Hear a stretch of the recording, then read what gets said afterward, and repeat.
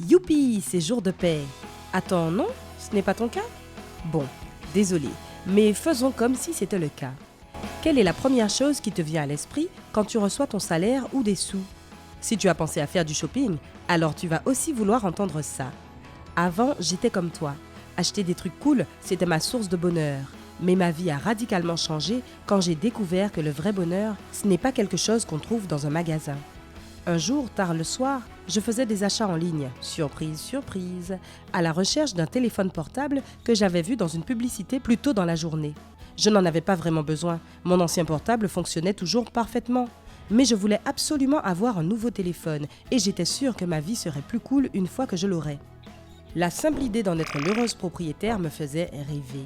Tu sais de quoi je parle, n'est-ce pas?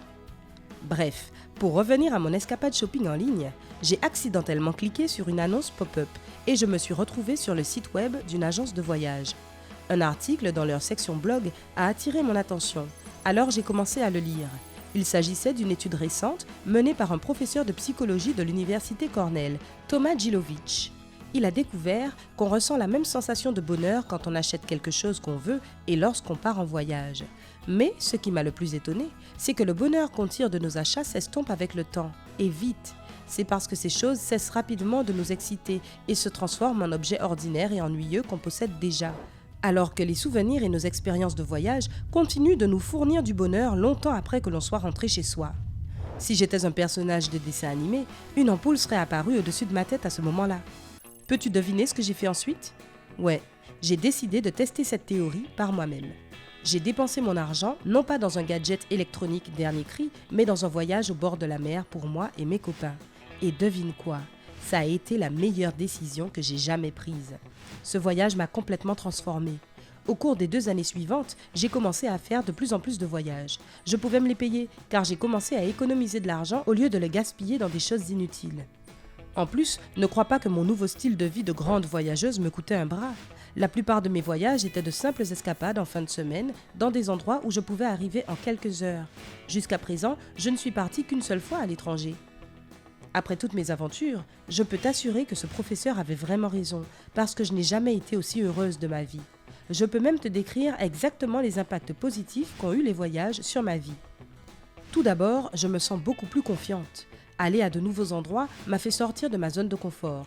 Avant, j'étais fan des horaires stricts et des listes de choses à faire. Chaque fois que mes plans échouaient, je devenais super anxieuse. Maintenant, j'aime être spontanée et simplement suivre le courant parce que je sais que quoi qu'il arrive, je pourrai m'en sortir. Par exemple, la seule fois où je suis allée à l'étranger, c'était pour aller à Barcelone.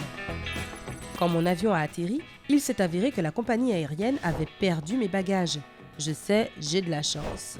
Quoi qu'il en soit, après m'être enregistrée dans mon hôtel, au lieu de me morfondre et de m'apitoyer sur mon sort, je me suis juste rendue en ville et j'ai fait quelques visites guidées. À la fin, tout allait bien et ils ont livré mes bagages directement dans ma chambre d'hôtel le lendemain. Voyager est aussi un excellent moyen de se faire de nouveaux amis. Je ne peux même pas te dire combien de gens géniaux j'ai rencontrés. Pour être honnête, j'ai toujours été un peu timide pour parler aux étrangers. Mais par exemple, lorsque tu te perds dans un endroit inconnu ou que tu ne peux pas comprendre le menu d'un restaurant, tu n'as pas d'autre choix que de demander de l'aide aux gens du coin. En fait, c'est comme ça que j'ai rencontré un de mes amis les plus proches. Tu n'as jamais remarqué qu'après un voyage, même s'il est court, tu vois les choses sous un autre angle? Le mieux, c'est que peu importe à quel point ma destination est géniale, j'adore revenir à la maison. Après avoir passé un certain temps dans un endroit inconnu, sans savoir ce qui va se passer après, j'ai appris à profiter pleinement de la confortable prévisibilité de ma vie. Les marathons YouTube du vendredi soir avec mon petit copain, les traditionnels brunchs du dimanche avec ma famille, la même plaisanterie que mon collègue fait tous les jours, j'ai commencé à vraiment apprécier ces petites choses que je tenais pour acquises. Au fait, tu te souviens de mon premier voyage à la plage? J'ai oublié de dire que je ne savais même pas nager à l'époque, mais c'est exactement pour cela que c'est super de voyager.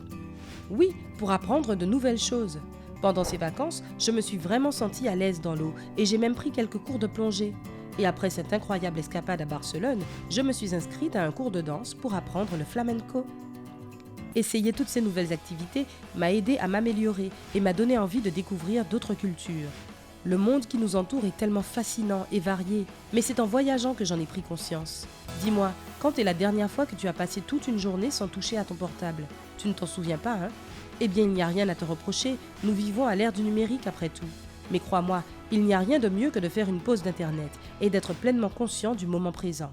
Pas de messages embêtants, d'appels urgents, de drames en ligne, juste moi et mes aventures réelles. De toute manière, quand je voyage, je n'ai absolument pas le temps ou même l'envie de regarder mes réseaux sociaux parce que je suis trop occupée à profiter de vues sublimes, à tester de nouveaux plats ou à traîner avec de nouveaux amis. Mais attention, je ne suis pas non plus en train de dire que tu n'as pas besoin d'un portable parce que c'est aussi important de prendre des photos pendant un voyage. Sinon, comment les gens vont croire que j'ai vraiment visité tous ces endroits magnifiques ? Je ne suis pas une menteuse, j'en ai la preuve. Bon, blague à part, voyager, c'est se faire des souvenirs. J'essaie donc de faire de mon mieux pour en capturer une partie en photo ou en vidéo.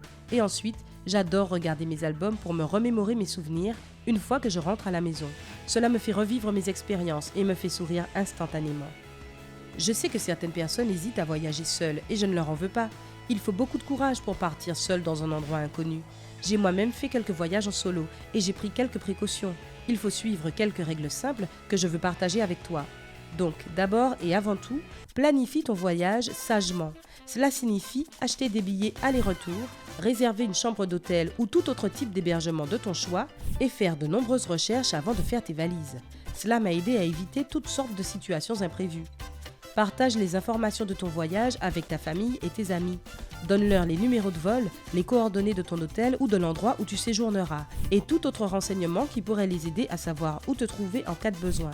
Si tu pars dans un endroit isolé où tu n'auras pas accès à Internet ou à un service portable fiable, fixe une date à laquelle tu vas entrer en communication avec eux et respecte-la.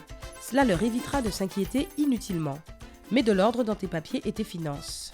Scanne ton passeport ou ta pièce d'identité, ton assurance santé et autres documents importants afin d'en avoir une copie avec toi au cas où ils seraient perdus ou volés. De même, appelle ta banque à l'avance et vérifie si tu peux utiliser ta carte à l'étranger. La plupart des banques bloquent les cartes si elles sont utilisées dans un pays étranger et que le titulaire ne les a pas averties à l'avance. Télécharge des applications utiles. Assure-toi d'avoir tout à portée de main.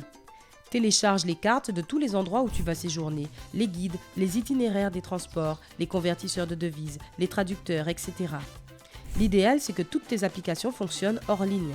N'aie pas peur de rencontrer de nouvelles personnes, mais sois prudent aussi.